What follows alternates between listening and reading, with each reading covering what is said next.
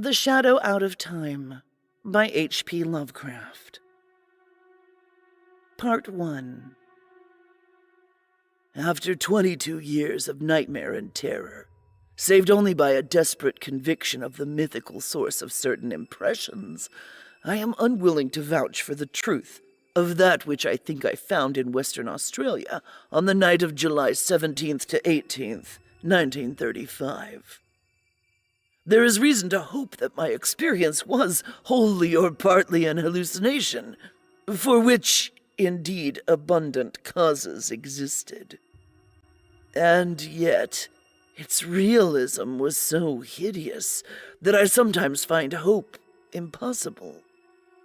If the thing did happen, then man must be prepared to accept notions of the cosmos and of his own place in the seething vortex of time, whose merest mention is paralyzing. He must, too, be placed on guard against a specific lurking peril, which, though it will never engulf the whole race, may impose monstrous and unguessable horrors upon certain venturesome members of it.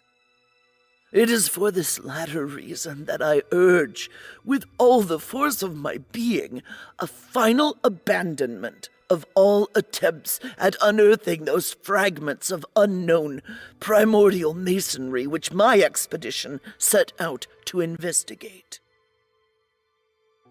Assuming that I was sane and awake, my experience on that night was such as has befallen no man before. It was, moreover, a frightful confirmation of all I had sought to dismiss as myth and dream.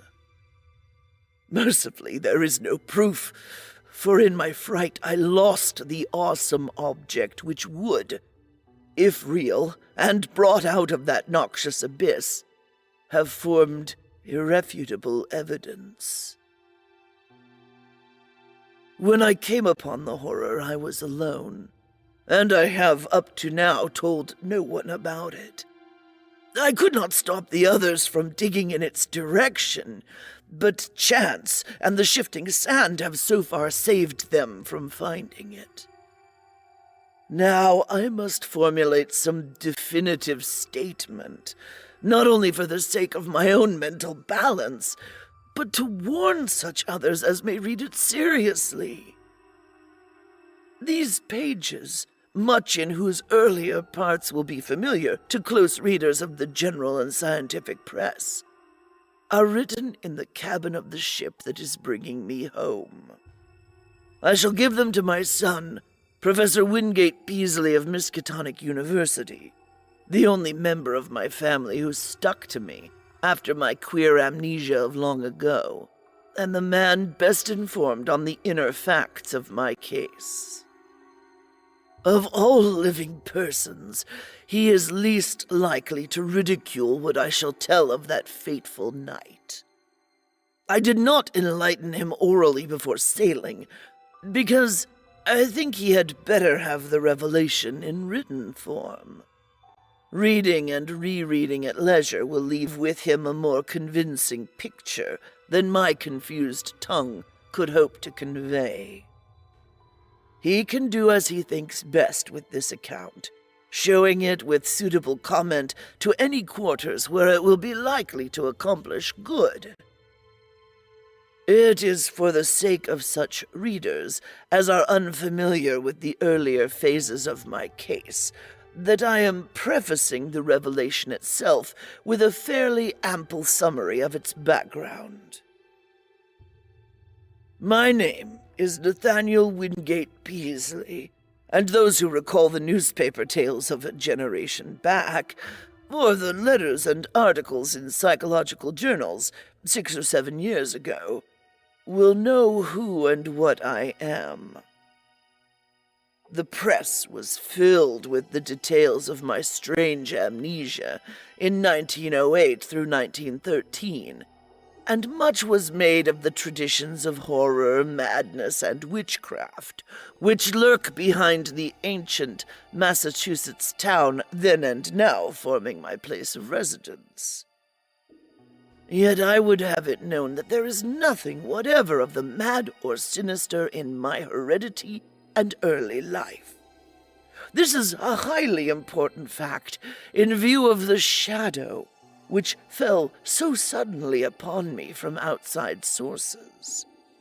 It may be that centuries of dark brooding had given to crumbling, whisper-haunted Arkham a peculiar vulnerability as regards such shadows, though even this seems doubtful in the light of those other cases which I later came to study. But the chief point is that my own ancestry and background are altogether normal.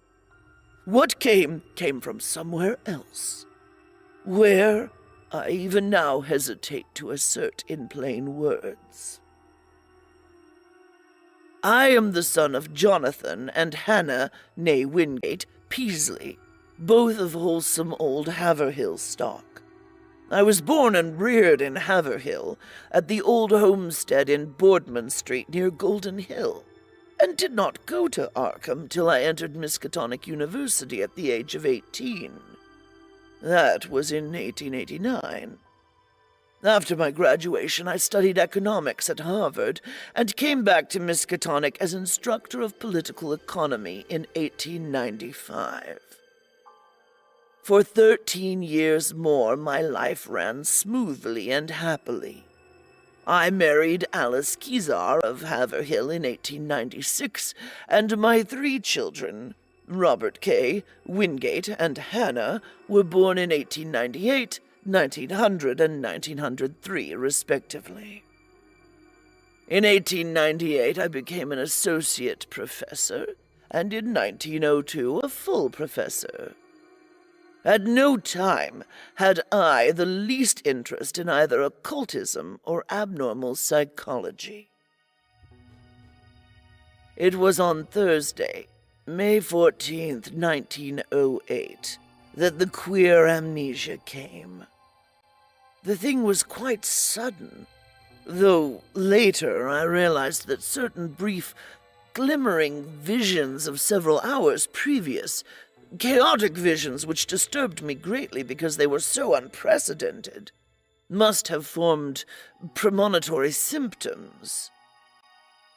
My head was aching, and I had a singular feeling, altogether new to me, that someone else was trying to get possession of my thoughts. The collapse occurred about 10:20 a.m. while I was conducting a class in Political Economy 6, History and Present Tendencies of Economics, for juniors and a few sophomores. I began to see strange shapes before my eyes, and to feel that I was in a grotesque room other than the classroom. My thoughts and speech wandered from my subject, and the students saw that something was gravely amiss. Then I slumped down, unconscious in my chair, in a stupor from which no one could arouse me. Nor did my rightful faculties again look out upon the daylight of our normal world for 5 years, 4 months, and 13 days. It is, of course, from others that I have learned what followed. I showed no sign of consciousness for 16.5 hours, though removed to my home at 27 Crane Street and given the best of medical attention. At 3 a.m., May 15th, my eyes opened and I began to speak. But before long, the doctors and my family were thoroughly frightened by the trend of my expression and language. It was clear that I had no remembrance of my identity or of my past, though for some reason I seemed anxious to conceal this lack of knowledge. My eyes gazed strangely at the persons around me, and the flexions of my facial muscles were altogether unfamiliar. Even my speech seemed awkward and foreign. I used my vocal organs clumsily and gropingly, and my diction had a curiously stilted quality. as if I had laboriously learned the English language from books. The pronunciation was barbarously alien, whilst the idiom seemed to include both scraps of curious archaism and expressions of a wholly incomprehensible cast. Of the latter, one in particular was very potently, even terrifiedly, recalled by the youngest of the physicians 20 years afterward. For at that late period such a phrase began to have an actual currency, first in England and then in the United States, and though of much complexity and indisputable newness, it reproduced in every least particular the mystifying words of the strange Arkham patient of 1908. Physical strength returned at once, although I required an odd amount of re-education in the use of my hands, legs, and bodily apparatus in general. Because of this and other handicaps inherent in the mnemonic lapse, I was for some time kept under strict medical care. When I saw that my attempts to conceal the lapse had failed, I admitted it openly and became eager for information of all sorts.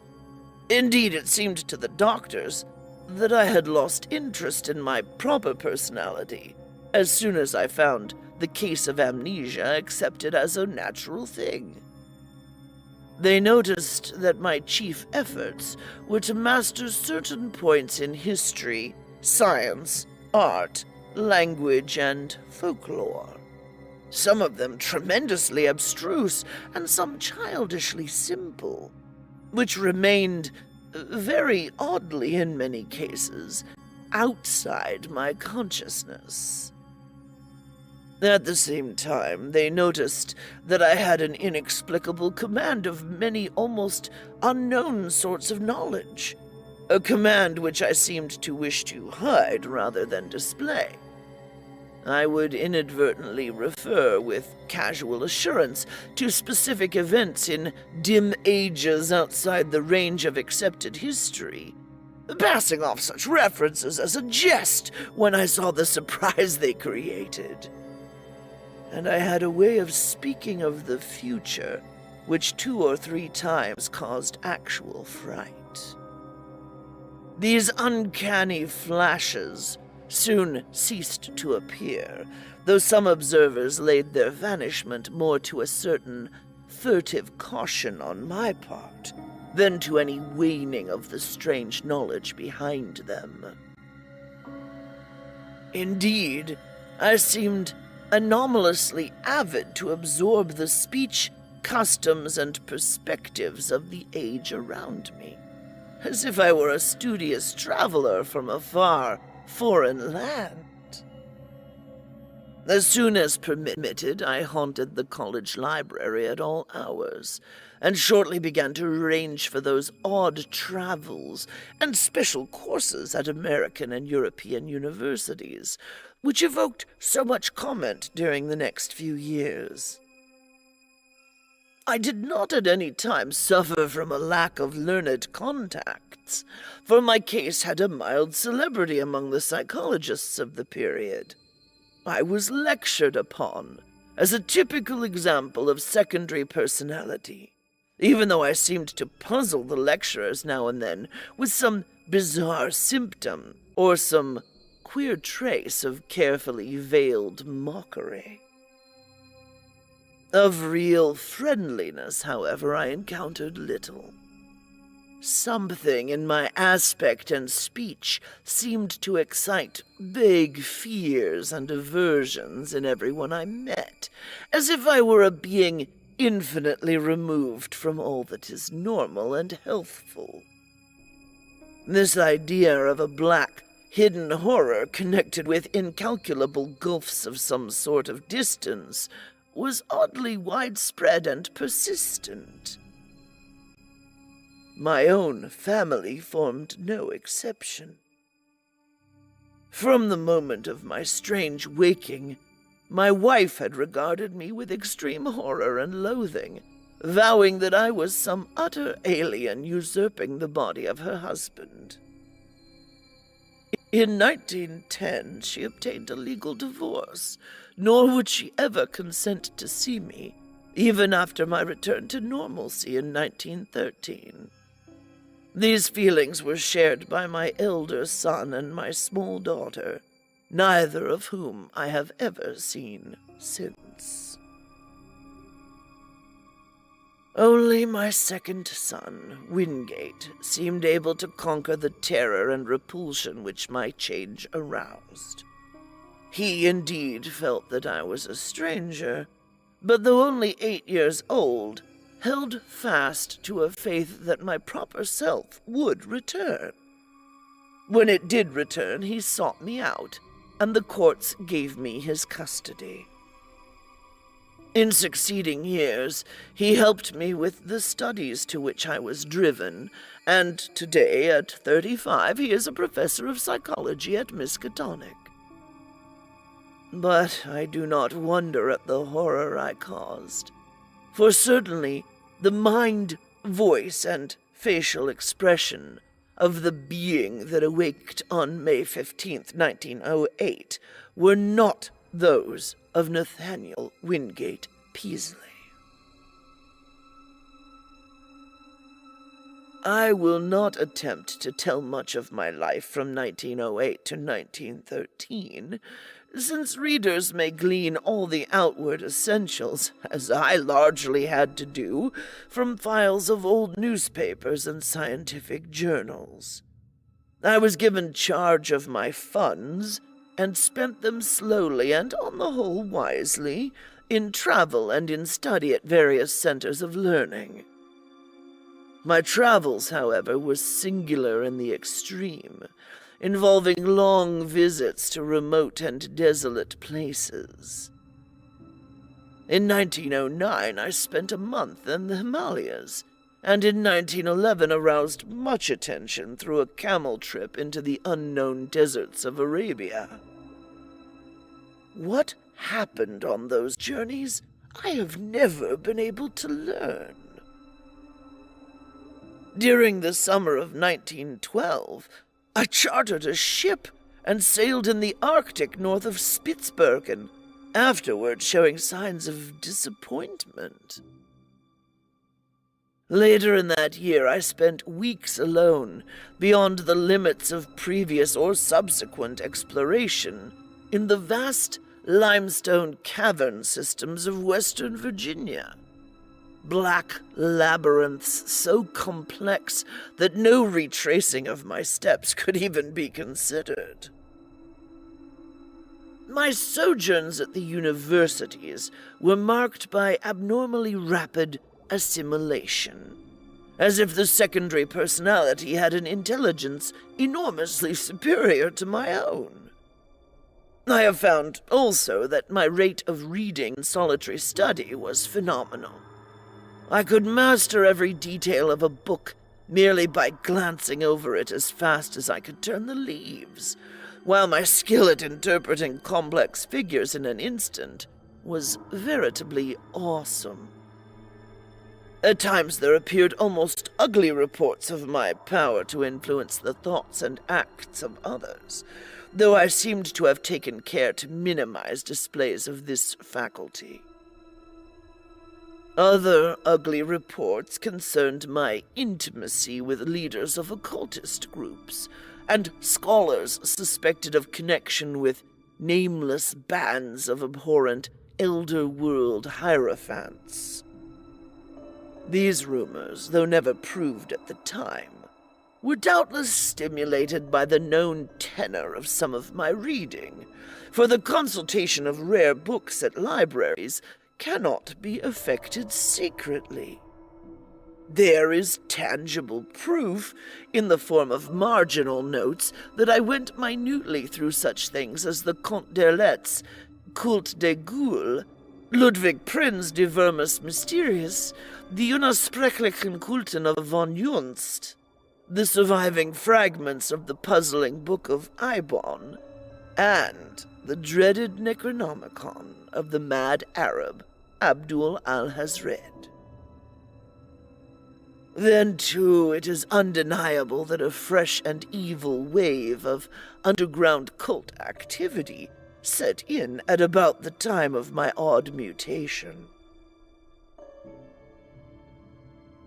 In the summer of 1913, I began to display signs of ennui and flagging interest, and to hint to various associates that a change might soon be expected in me. I spoke of returning memories of my earlier life, though most auditors judged me insincere, since all the recollections I gave were casual and such as might have been learned from my old private papers. About the middle of August, I returned to Arkham and reopened my long-closed house in Crane Street.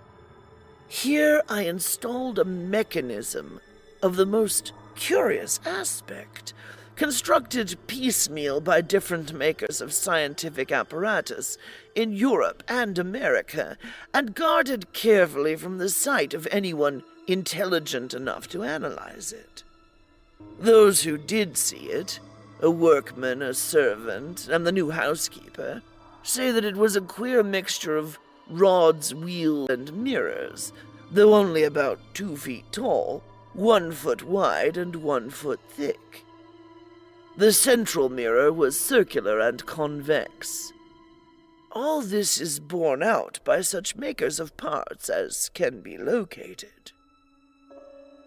On the evening of Friday, September 26th, I dismissed the housekeeper and the maid till noon of the next day.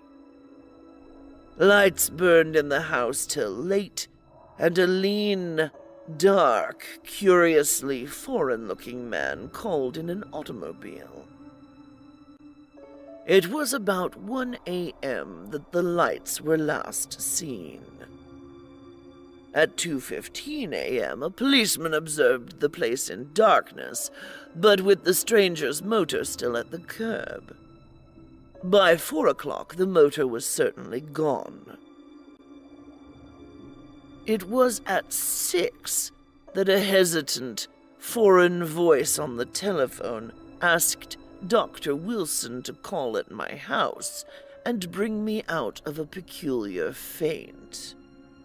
This call, a long-distance one, was later traced to a public booth in the North Station in Boston, but no sign of the lean foreigner was ever unearthed.